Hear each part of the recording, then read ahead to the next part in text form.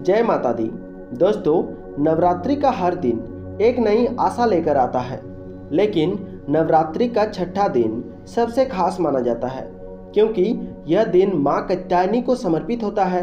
कहते हैं इस दिन सच्चे मन से पूजा करने पर विवाह की रुकावटें दूर होती है, संतान सुख का आशीर्वाद मिलता है और घर आंगन में सुख समृद्धि का वास होता है। आज हम जानेंगे छठे दिन की तिथि और शुभ मुहूर्त क्या है, सही पूजा विधि क्या है, माँ की दिव्य कथा और भक्तों को मिलने वाले आशीर्वाद क्या क्या है। छठे दिन की तिथि और शुभ मुहूर्त। दोस्तों, नवरात्रि का छठा दिन यानी कि षष्ठी तिथि कब प्रारंभ होगी और कब समाप्ति होगी। दोस्तों बता दें, 27 सितंबर 2025 दिन शनिवार को षष्ठी तिथि प्रारंभ हो रही है और षष्ठी तिथि की प्रारंभ 26 सितंबर की रात 12:38 से शुरू हो जाती है और 27 सितंबर रात 10:15 पर षष्ठी तिथि समाप्त होगी और इसकी मुख्य पूजा 27 सितंबर दिन शनिवार को ही हो जाएगी।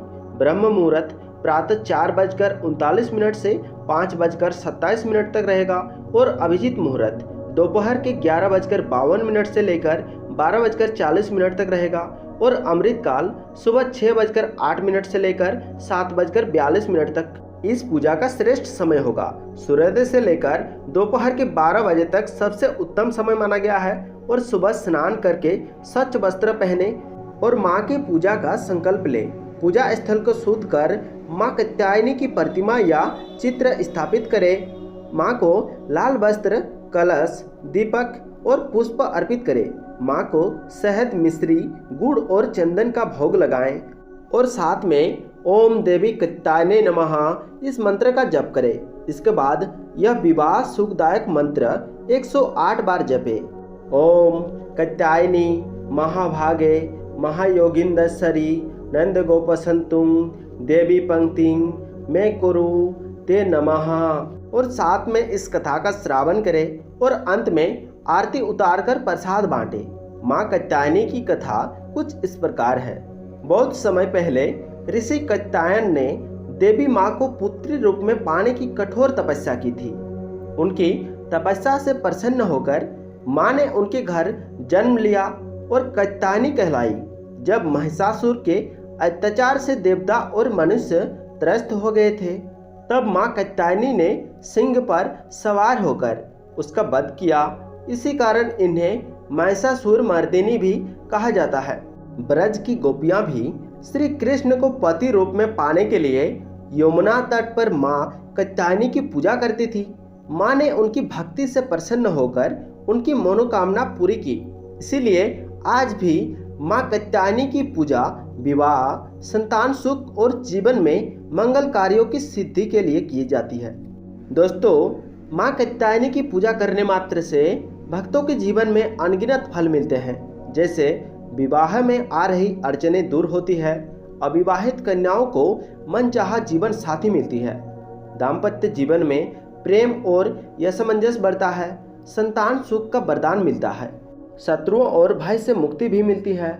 और इस दिन खासकर कुछ चीज़ों का ध्यान भी रखना चाहिए। जैसे माँ की पूजा करने से जो हमें फल मिलते हैं वो उसमें बाधा ना आए, इसीलिए खासकर इन चीज़ों का ध्यान रखना चाहिए। जैसे कि इस दिन मांस, मदिरा और तामसिक भोजन का सेवन ना करें, क्रोध और कटु वचन से बचें, कन्याओं और स्त्रियों का अनादर ना करें और पूजा को देर रात तक ना टालें। दोस्तों, यह थी माँ कात्यायनी के पूजा करने मात्र से हमें कुछ फल मिलते हैं और कुछ वर्जनाएं जैसे कि हमें पालन करना चाहिए। इस दिन भूलकर भी इन कार्यों को भी नहीं करना चाहिए, नहीं तो माँ हमारे किए गए पूजा से संपन्न नहीं होती है और हमें फल भी प्रदान नहीं कर पाती हैं।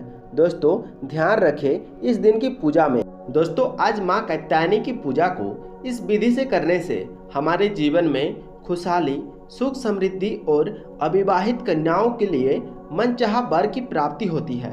दोस्तों, माँ कात्यायनी की छोटी सी प्रार्थना के साथ हम इस वीडियो को समाप्ति करते हैं।